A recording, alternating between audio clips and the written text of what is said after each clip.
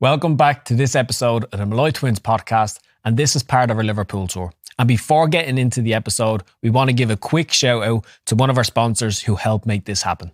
BTD121 1-to-1 Training is a Dublin-based supplemental football coaching service that offers both private and group sessions as well as camps to help you build confidence, develop skills and eliminate weaknesses so that you can become the best version of yourself both on and off the pitch. They serve players from the age of 4 years old right up and have an extensive history working with underage players right up to the professional game. So if you're serious about improving as a footballer, then this is the place for you. You can find them on Instagram or TikTok at BTD121 Training or online at www.btd121 Training. Everything will be linked in the description. Welcome back to the Malloy Twins podcast. And today we're joined by professional boxer Jazza Dickens. Jazza, thanks for coming on, man. It's a pleasure, lads. Thanks for having us in your home city of Liverpool. It's great to be here and have a local lad on as our first guest. Yeah, feels like I'm in the middle of a corner now when Rocky says I can see two of them out there. Seeing double. I want to kick off into some quick fire questions for you to get things going, and then we'll get into a little bit more about Jazza. But first question, as a boxer, who was your sporting hero growing up? Growing up, know what? I was never like really into boxing, really. I like Mike Tyson. I think everyone says that, don't they? Yeah.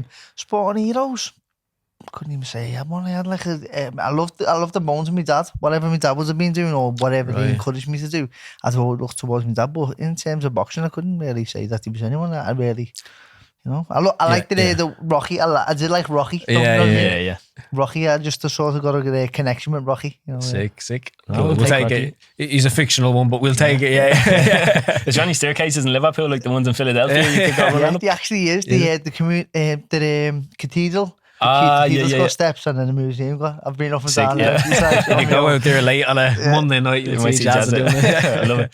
Question from me: if it wasn't for boxing, what do you think you would have done? I don't know. I was talking about this to someone the other day. In school, my teacher said to me, my school teacher, I don't think everyone can go back. The academic route's not for everyone, is it? Everyone's different. And I think that the education system does need a little bit of a shake-up. But the teacher said to me, I'll never make it as a boxer. You need education. And I was resentful about that. So I don't know what I'd be doing. I don't know. Authority, I weren't the best with authority growing up. So I don't know if I'd be on the wrong side of the law. I always like to say I'd make my parents proud by doing something good, but I really honestly couldn't tell you because I started so young, you know. Yeah. No, good answer. From all your boxing experience and all the time spent in the gym, what's been the biggest lesson you've taken from boxing that you can apply to life in general? I just feel like hard work comes back around. Anything that you do in life, I believe that the harder you work, the more, the luckier you get, sort of thing. I do believe that. So I think if you just have work ethic in whatever it is that you choose to do, then it'll come back on you, you know. Last quick fire from me, probably a bit of a complicated one. But what's one thing about being a fighter or being a boxer that you wouldn't necessarily understand or know unless you wore one? It's so easy to watch sports on the telly and say, has he done that? Yeah. I was doing it this morning, even watching someone doing MMA, and I said, why is he taking down like that? And I realised you're doing that thing, you know what I mean? Yeah. You don't even know what you're on about, really. So it's easy. It looks a lot easier on the screen. When fighters say, he's shite him, I get him out of there. You know what I mean? When boxing fans are watching it, why doesn't he just do this? Yeah. You know what I mean? Why hit him? Double jab up. So, the old cliche sayings, like that. Knock him out. You see, get people in the crowd, knock him out.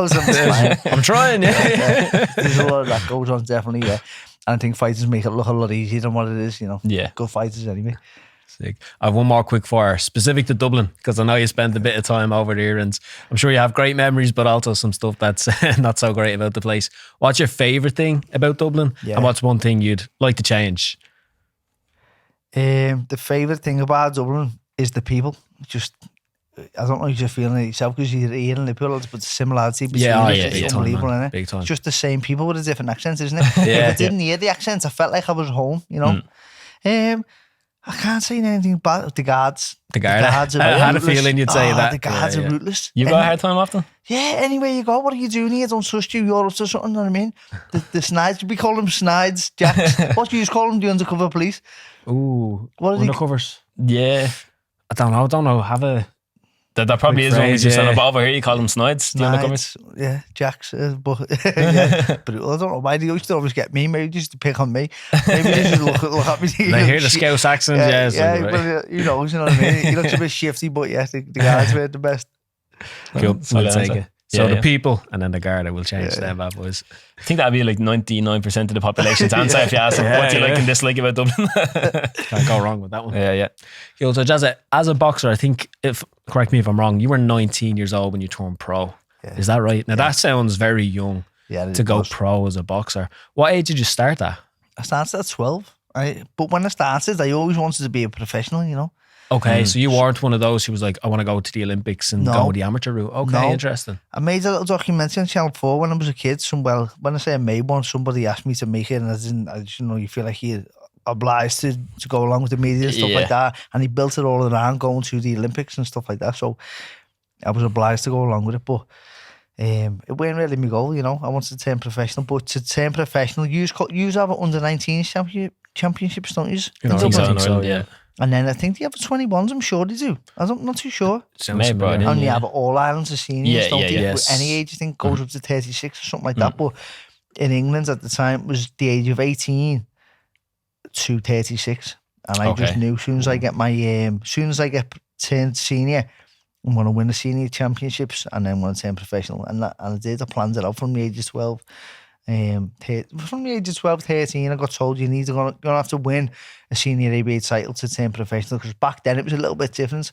The media took a bit of a change now because the media, but back then you needed to fight on it'd be like RTE to use. Yes. BBC for us. The ABA championships, the finals would always be on BBC. The first year I got to right. the final, it weren't in 36 years, you know what I mean? Nightmare. But yeah, I knew I need to win the ABAs, get a professional contract off a promoter, and then turn pro and be off like that. That's how it worked back then. But now you can have it a massive cult following or on social media, and you get signs on the back of that now. You know what I mean? Yeah, oh, man. It's mad. They'll ask you now. Promoters will ask you now how many like what is it? Followers? How many followers you got on social media? Yeah. How marketable are you? It's crazy. It used to be how many O's is on your record. Now it's how many O's is on your follower list. Crazy.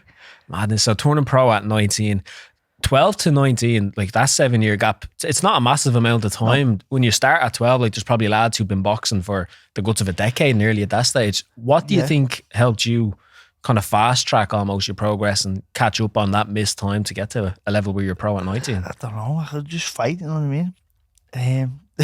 Trauma. Yeah. The standard answer, isn't it? Yeah, I think it just was a fast track. I got to the schoolboy finals. I think it was my second or third year, and I was fighting a fella who was already. He was in his third schoolboy final, you know what I mean? Martin J. Ward, and he's a brilliant fighter. And I sort of built my own. The next year I ended up winning the championships, and we went and boxed in England together, and then we were on the same track all along then. But I did fast track. I don't know, maybe it was just my passion, my hunger, I'm not too sure. Hard work maybe. Yeah.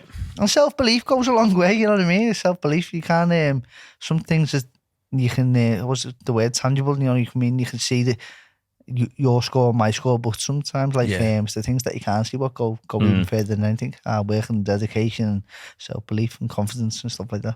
Yeah, the process. Yeah. No, that's good, man. I wanted to ask you a little bit about your time in Dublin, because I know obviously you're a Scouser at heart, but I feel like you spent enough time in and around Dublin. Yeah. He's adopted. So yeah, one of our adopted sons. What I know, obviously Pete Taylor was a big draw. Was there anything else that kind of attracted you to coming to Dublin for the time that you lived there, or was it purely just to work with Peter? Nothing but Pete. I'd seen him. I met Pete. We boxed in a tournament a few years ago. Well, I did. I was with Derry Matthews and Georgie Vaughan. At the time, Peter Taylor was also in the same tournament. He was with a fighter called, I'm trying to think, he was with Davey Oliver Joyce. Yes, yeah. Davey Oliver Joyce was in the tournament. Davey Oliver Joyce lost to Lee Wood, and then a transaction for the semi-finals. Tyrone McCulloch went to Peter Taylor, so we was in it again, so we could have boxed twice against each other, but in the tournament we sort of met each other, got to know each other. I seen how we work with the fighters and stuff like that. I thought he's a nice fella, then he was a lovely fella. I met not only Peter, met Kat and his wife, and just thought they're good people. Not like I want to go with him, but just always stayed in the back of my mind. He's a lovely fella, and he's also a good coach. And Davey Oliver's style of boxing, he was a really good fighter. Davey Oliver Joyce, I don't think he'd done what he could have, or he done what he was set out to do as a professional boxer. I'd like to see him get better opportunities, and he's done better, I think. But he was a really good fighter. And when when Georgie retired, I was looking for a coach, and then when you're looking for a coach, you sort of get a bit of a list, don't you? And you think, I'll go here, I'll go there.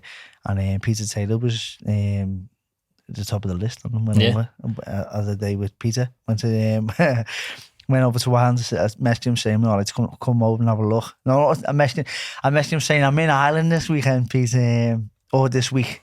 Do you mind if I come up and say what? One of them?" But in reality, I was going to train with him for that. Yeah. And so I went to Ireland and gets on the Lewis, gets off at Kyle Moore, walks down to the walks through Ballia, and I'm thinking, wow, this is mad. There's the horses and all that. The sulkies, mad, And I thought I liked it, and the people welcomed me in the gym. Lovely gym, innit? The Coliseum gym. It's a great gym, great people in there. Jaden Fergie on the reception, all the people who own the gym, everyone in the gym. You walk through a gym to get to the gym upstairs, don't you? And it's just very welcoming. Dublin people are a lot like Scousers, so it was like home from home. And it's also new, Well, was it one of those, as soon as you went in, first day, you're like, this is the place? No, because I tried my best not to do that. Although I knew. I tried my best. No, don't be acting on emotions here. So I went over to Dubai. I think it was about 2 weeks, and then I came home, and I didn't go anywhere else. Right, that was it. Because when I was in Dubai, the end of that thing, I sort of knew it made me mind up. I'm going to go and say with Peter. Yeah. Obviously, it's a big decision as a fighter to pick your coach, and in that case particularly, it's like you were already kind of, you had a bit of history as a professional boxer. At that point, you were chasing certain things. You have this to make a decision on a new coach. You have a family here in Liverpool. You have to, am I going to leave the family behind to go over here and train? What was that kind of process like, figuring that out with your family? And then while you were over here, like when you went to Dublin, then was it just right, I'm in fight mode, and then when I'm back in Liverpool, it's kind of family mode? It could be confusing, because it takes me a while to make that transition, So we could go back in the house, and it's like the kids are jumping all over your neck, and you're like, oh, what's going on? You know what I mean? Only this morning I was in war mode sparring. And it can be the other way around. You can end up in Dublin, you just go off the plane, right to the gym, you're sparring, but only a few hours before you're taking the kids to school, So it can be a bit like that, but it's important to have a good family who support you. And I think any fighter, any young fighter who's gonna go and do that with their life, or make a career of anything, they're gonna have to be careful of the girl that they choose, because it definitely will. No doubt about it, it's going to play a massive part in your decisions in life, you know what I mean? Whether it benefits them or not, you know what I mean? Sometimes I believe a man has to be the final call in his household, and he has to make the right choices, and he has to do the right thing for his family, whether it hurts the feelings or not. And it's important to get a good woman. I'm lucky that I've got one. Only a few years before that, I went to Miami. I was over in Miami, but the same thing going on there, staying in Miami in the 50 gym, but Dublin was a lot easier, going by there, 13 quid for a flight home. But you wouldn't get a taxi into town for 2 or 3 quid. It's mad, isn't it? Crazy, isn't it? Oh, ridiculous, man. Ridiculous. But that time you spent in Dublin, I know, obviously, a lot of ups and downs, I'm sure, along the way. It was under Pete's guidance, let's call it, that you won the IBO belt, was it? Yes. It was. And that must, from listening to previous podcasts you've been on, like your whole life before that was geared towards becoming a world champion and winning a belt. So what was that experience like when it finally happened? Especially in your home city of Liverpool, to make it happen. Yeah, it was, and it was nice to be back home and do it. You know what I mean? To fight in the Olympia at Liverpool and do it. That was special because everybody who supported me all along the way, like I say, I fought there in South America, and I fought out in other places and stuff like that. It was nice to come home because the people who'd been there from the very start, they could come and see it, you know what I mean? They could be there, and everyone felt like everyone was with me that night. It was a great night. It was full in the Olympia. So yeah, it was special, really. And not only as a fighter do you want to win titles and achieve your own dreams, but there's people along the way. There's people along the way who invest their life in your. In everyone, if you got a career, and it's a shared dream then. And so not only was it nice for me, it was nice for Peter as well, and it was also nice that Peter included Jerry and George too, and Karen did too, and Georgie was there ringside. So all the people who supported me up into that place, it was just a special night, and not they're just on the periphery. For me, and it goes back to your family, you know what I mean? Your family, you give absolutely everything. When you do lose and there's nobody else there, they're the only people who you can see, you know what I mean? And you go back even further than that, can't it? Your mum and your dad who raised you, so it's just nice, yeah, special. Yeah, it must have been, man. And then obviously leading on from that, you went on, you lost the belts, and I'd imagine at that stage, I've heard you quote it on, I think it was a YouTube video I was watching, where it's like, it felt like at that stage boxing just kind of disappered in front of you, and I was like, fuck, like, what happens next? What was that experience like? But going into that, what happened there, I waited a while to talk about that because I didn't want to, it's sour grapes when you come out with a shit why you lose, know what I mean? But it was just in a horrendous state that I got myself into, because in the Coliseum, it was fantastic. So day in, day out, I'm sparring with the likes of Gary Cully. At the time, he was with Pete, Sean McComb. Sometimes Paul Ryan's a big fella compared to myself. He's doing amazing at the minute, Paul Ryan. Senan Kelly, Tony McGlynn. All these fighters, they're all like lightweights and above, welterweights. Yeah. And I'm sparring with them every day, and to hold your own with them, you got to, it's not easy sparring on me, so you got to sort of put a bit of weight on. And I felt like I was training hard every day. But when you're not cutting weight anymore, you're growing, aren't you? Like it's different when you're cutting down and then building up. And when you're just doing a normal boxing camp, normal training, it's like you're building every day. And when it was time to, I hadn't think I'd fought for 8 months to defend that title, and it was like, right, lad, you've got 8 weeks to get in camp. You know what I mean? You've got 8 weeks to get the weight off, and it was just too much to get the weight off. How much weight would you have been needing to drop at that stage? I could say close to 2 stones, something like that. Never been heavy, you know what I mean? It's really, a lot of weight. Yeah. 2 stones, so that's about, what, 28 pounds, so about 14 kilos, something like that in 8 weeks. Crazy Whoa. madness. Yeah, that's heavy.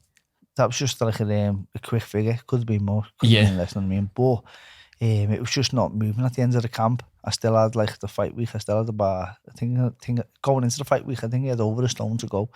Okay. And then the last day, it was like 4.5-5 kilos to go on the last day. I made the weight. I set off to make the weight after the press conference, and then I sat down. My dad sat down me and my uncle after he just walked around the track. It was in Dubai, so I just thought I'd run outdoors, put a sweatsuit on, and I'll just make the weight as I always do. So, but I knew it was going to be tough. I knew it was going to be dry because it was getting harder and harder. The fights leading up to it. So every fight was getting a little bit harder at featherweight.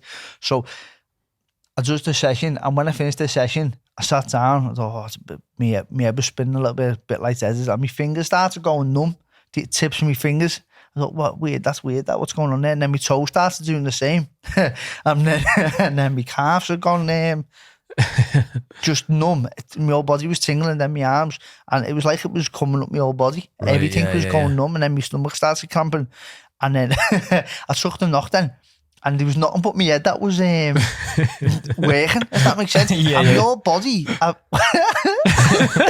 I'm laughing but it was scary. I thought I was supposed to die. I was saying, farther than me, I thought I was going to die. And my wrists and my toes all turned in. So it was like, no way, I don't know what the word is. Don't want to say something I regret, but I was like, no body was like that, you know what I mean? Yeah. And so I said to me, I'm still speaking, but I'm thinking, I'm having a stroke. That's what I was thinking.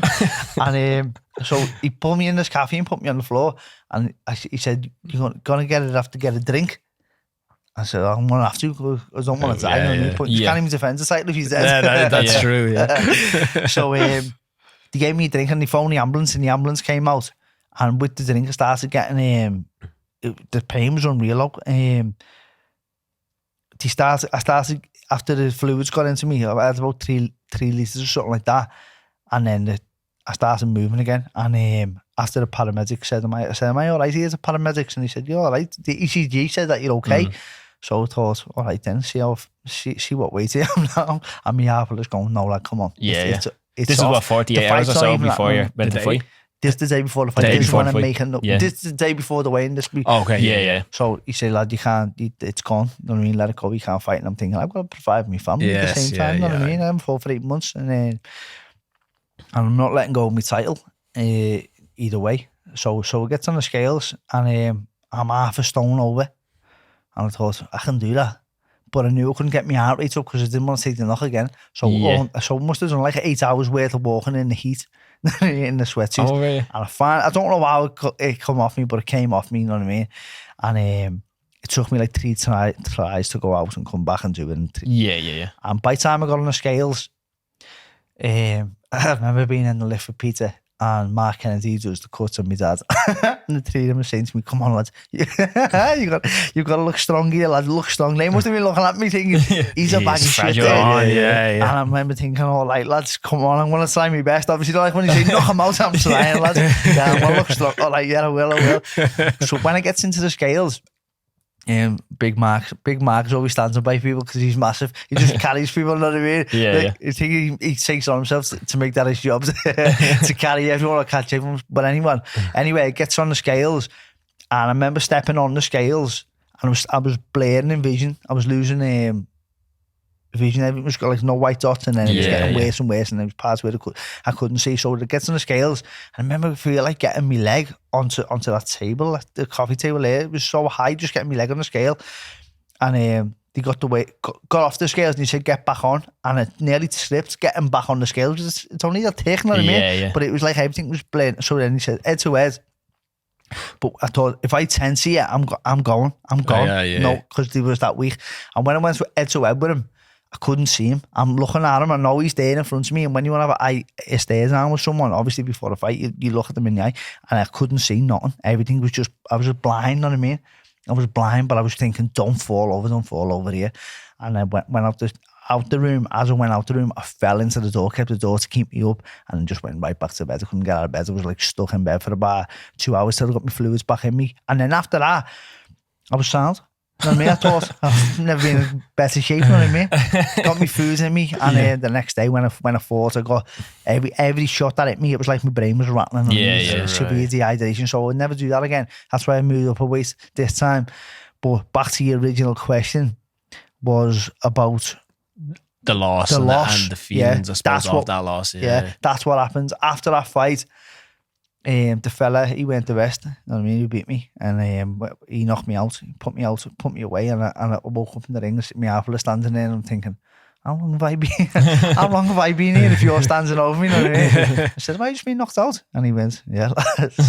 And I had the cheek to say, off him. And he said, yeah, lads. I was, oh, you bastard. That was that. And then when I got home, not long after that, I think the boxing community just thought, you're done, you know what I mean? You're spent, because you don't know the backstory to what went on and stuff like that. But reality is, I shouldn't have just fought in the first place, but I didn't want to let go of my belt, you know what I mean? And after that, I just I watched day by day things falling away, you know what I mean? Like sponsorships. And, oh, really? Yeah, just like brutal, like there's no need for you in this game, one of them. So, right. But that's where I was every day, just training hard, and promising myself, you'll see, you know what I mean? And it's took me this long. It took me about a year to get back to a place where I can finally say I'm not going anywhere. I'm better than I've ever been, you know what I mean? And I'll win with a world title, and I'll do it at the weight above, you know? You looked like it on Saturday night. I was watching the fight, and I had no context of who the chap you were fighting was. I didn't know what his background was. So, like, I might be speaking out of turn here, but he looked like an amateur against you. Like, you were just so in control of that fight. And I know it was only a 6th rounder, and you put him away in the 6th round, but literally from start to finish, you just looked streets above in terms of quality and class. Well, the truth is, he was a journeyman type of fella, and it weren't no big achievement, you know what I mean? It weren't no big achievements, but it was about getting back in there and getting to know my new team. And working with Joe and Declan and Jay, and working on things that I've been working with, and getting to know the coach. So that's where I might, you know what I mean? Judge me by my next performance, you know what I mean? Because I didn't do nothing special on Saturday night, but it was nice to be back, you know what I mean? Nice back in the win column, definitely. And I know after the fight, they asked the general question, like, who do you want next? What's next for Jazza? And you mentioned a couple of names that are massive names in the boxing space. Like, you mentioned Lee Wood, Josh Warrington saying they didn't really fancy you, and then Michael Conlon is potentially on the cards, who knows? And it's interesting that many people would hear those names and wouldn't put Jazza Dickens in the same bracket as those. Do you think that's just from the fallout of losing that fight and losing the belt? Or I think it's on the fallout of actually beating Lee Wood, you know what I mean? I beat Lee Wood twice. Beat him as an amateur, beat him as a professional. He went on to win a world title, and I'm happy for him that he did, you know what I mean? He's done amazing. He's done really well for himself. Same as Josh Warrington. He's done amazing for himself. Mick's got a massive high profile, but in terms of what we've both achieved, I've achieved a lot more than Mick, you know what I mean? And it's hard to almost understand that because you think about the profile and you think, oh yeah, actually, I just achieved 10 times more than Mick. As an amateur, no, but the truth is, as a professional, I've achieved more than Mick and boxed better people than Mick, had better wins than Mick, beat people who've beat Mick. And they're the facts, you know what I mean? Yeah, I just want big names, you know what I mean? I'm sick of getting the shit, he'll have this big fight, but the truth is, I'm better than these fighters and I beat these fighters, so yeah, that's where I'm at. I know it sounds a bit cocky, don't like talking like that and stuff like that. It hurts me to speak like that, but it's the truth of the boxing you have game, the reputation isn't it? behind you. It's like, I remember listening to a podcast where Eddie Hearn was talking about when they made the AJ fight against Andy Ruiz, and basically everyone was like, don't make the fight with Andy Ruiz because he's actually good and he could beat AJ and you don't want to lose to someone like that. And that's kind of like, I feel the situation you're in, where it's like the reason why they don't want to fight Jazza, for example, could be because they know it's a proper fight and there's a chance you lose it, you know, and boxing is kind of one of those games you have to pick your opponents carefully. The truth is, like I would say, like profile wise, I still do have a big name in boxing. So the truth is, if they thought that they beat me, they just get in there, smash me head in. That's the truth of it, you know. No, I think it was either a tweet or an Instagram post you put up a while ago, but you were saying if you weren't as good as you are, people will be using it as a stepping stone, but now they're trying to step around you. So Eddie Hearn tried to make a fight for me against Josh Wallington not long ago. Right, okay. When I was training in the Coliseum. So he asked me, do you want to fight for him? So I went over to train for him. We're training in camp for Josh. And he said, we're just waiting on Josh now. So we thought it was right, happy days, the fight's being made. And so Eddie agreed to it. Steve Woods, who's Josh's manager, he's agreed to it. His coaches even agreed to it. And he said, also waiting on Josh. So therefore I thought it was right, it's on. And then 2-3 days went by, nothing. I said to my manager at the time, who was Tony Bellew, so what's happening here? Is there any sign on this announcement? Because I thought it had been agreed.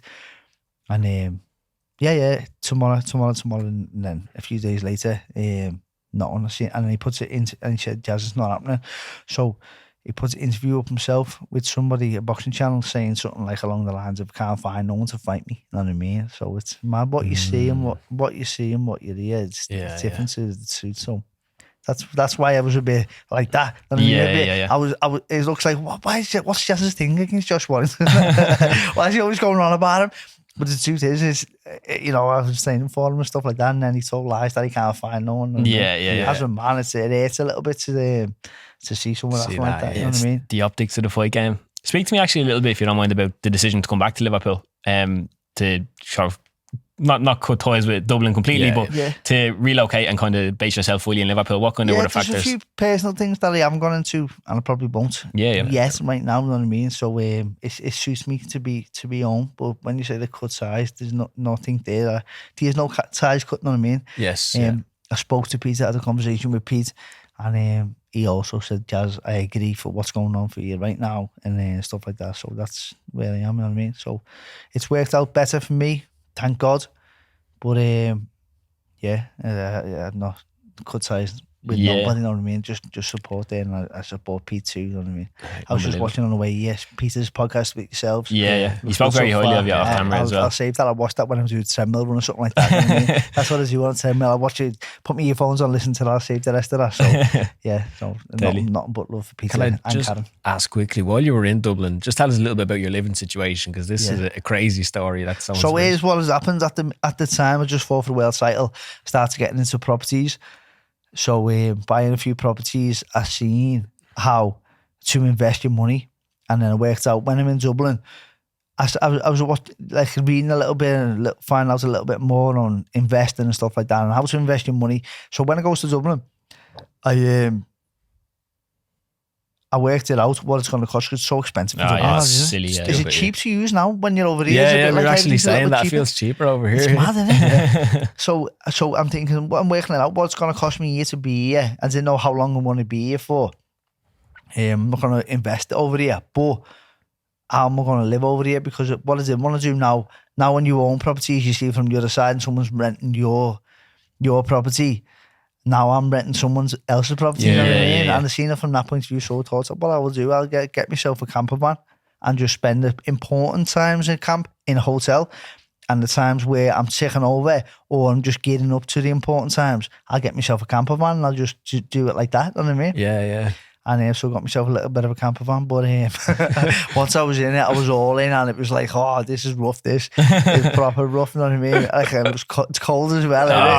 Especially in Dublin in the wind. Where did you park up? Yeah, where'd you sleep at night? Mostly Red Cow car park. Oh yeah. One night I woke up because they were banging. I thought someone was smashing the windows along the car park. So I grabbed my hammer and ran out and looked, and there's no one there.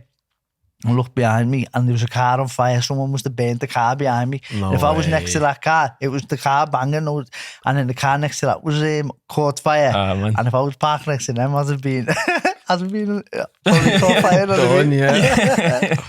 But all over really, I just park where there was no double yellow lines. The parking's a little bit different here. Yeah. Turns up Dublin. In Dublin, you got the free parking on a Sunday, haven't you? Yeah. So I just go down to North Wall Quay, you know what I mean? Go into town the next day and stuff like that. And, so I found a few good little spots and stuff like that. But sometimes it was a bit mad. One morning I woke up and my head was against the door.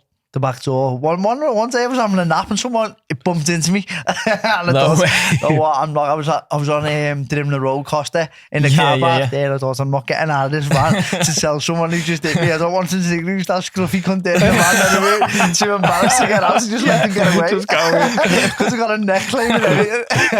And then one night I was one morning I woke up and this fella's, I could tell he was an African fella by his accent. Yeah. And he was begging his wife not to leave him for whatever he'd done, I don't know. And they're arguing right next to the door. And I felt like opening the door and saying, well, you fuck off, I'm trying to get to sleep, you know what I mean? But I couldn't, just too embarrassed to open the door. It's just one of them, but I don't know what, I'm not paying someone else's mortgage while people are paying mine. Did you sell the camper? That's why no, it still is. Still in Dublin. My mate Liam's got it for me. Still in Dublin, yeah. Gotta go and have to get it. You get a few quid for that if you start renting that out. Put it out the outside the house in case my bed kicks me out. What a story. I'm just conscious of time, Jazza, and I want to make sure that we get a chance to wrap up by chatting a bit about the future, because I know the last few years really have been ups and downs, and then you're at a stage now where you've got a new home back in your original home in terms of your boxing gym. You're on an upward trajectory. You got back in the ring. You got the win. What do you see the next few months playing out like for yourself? How do you hope they go, I suppose? Well, that's what I've learned in boxing and in life, that it's gonna go how God wants it to go. You know what I mean? Whatever you want and whatever it's gonna be what it is. Yeah. And I just pray to God that it is what I'm working towards. I can inspire people by doing good. When they get the IBO world title, when they have won other titles, you give a little fella the belts to get a picture with, and he grows. You see him physically grow, and the confidence grows on him, stuff like that. And that's an amazing part about boxing. You can inspire so many people. So I just believe that I can do good with the Lord's work, and I train every day to be world champion. You know what I mean? Whatever he gives me. But yeah, I am very positive and hopeful. I pray a lot to the Lord, and I feel like he's renewed me. I've been pro, I think it's about 13 or 14 years, and you think, what the hell is he, when's he gonna decline? You know what I mean? Yes. But I just feel like I've been better than ever. I feel like I've been renewed by the Lord, and I pray for that another life, if that makes sense. So I've had 5 losses, but none of them have really held me back, you know what I mean? So whatever the Lord wants for me, and then that's the plan. I accept that now, and I look forward to seeing what he's got planned for me, you know. But I always take it back to I want to be. You know what I mean? I'm going to leave that there, you know what I mean? People know what I want to do boxing, so I'm going to leave there and just trust in the Lord's will, you know. I like it. Last question for me, just saying, as you're a very spiritual person, if someone out there wants to offer a prayer to Jazza for the future, what should they pray for? Just pray for if around boxing terms. Yeah, well, when it comes to boxing, this is what I do appreciate. Pray for me, but not only for me, pray for my opponents as well. I always say pray myself. I pray for my opponents to the Lord. And boxing for me, it's a bit of a contradiction. And I want to inspire people, but also I want to get in there and to be told I want to hurt someone, I want to smash their head in, you know what I mean? It's like I feel like sometimes I get a pass to do the Lord's work, and I don't believe that religion and faith is always about like niceness and goodness. I believe that you do have to fight in life. I believe that God tests us all, and he prepares us for tough times, and we have to fight, whether that's physically or spiritually or mentally.